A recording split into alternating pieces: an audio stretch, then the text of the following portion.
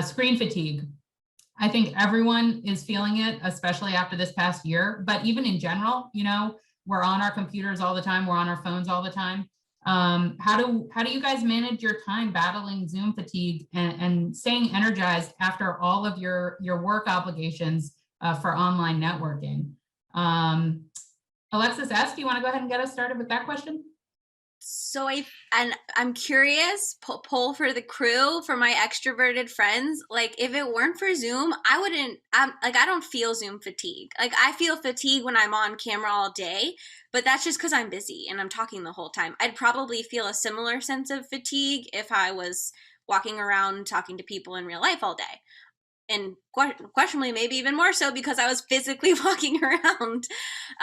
But I get a lot of energy out of it. So I've struggled with that with people because I don't really get it.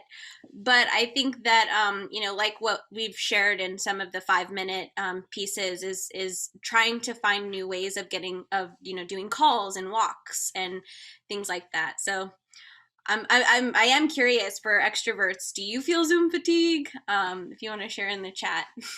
Maybe last year, I think that exhaustion. So now, like being on Zoom all day is like, it's not that bad. I think giving Alexis as mentioned, giving the other options of ways to engage can be helpful, particularly if you're meeting someone new for the first time. So I reached out to somebody from ASE's board once and said, hey, I'd love to learn just a little bit about if you let me get 30 minutes.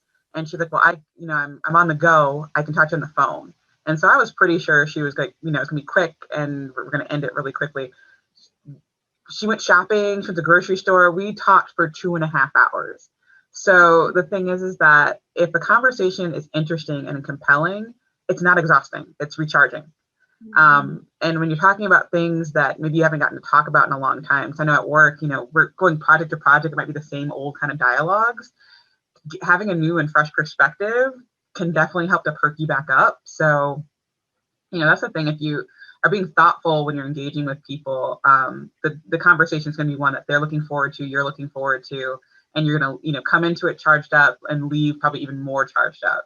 I just think it's really smart to be thoughtful about considering different platforms, just because, with my son running around, it's going to be easier for me sometimes to talk to people, just being on the phone, or even just having, day-long text conversations than being on Zoom. So, if someone says no to a Zoom, don't think it's because they don't actually want to interact. It might just be they prefer a different channel.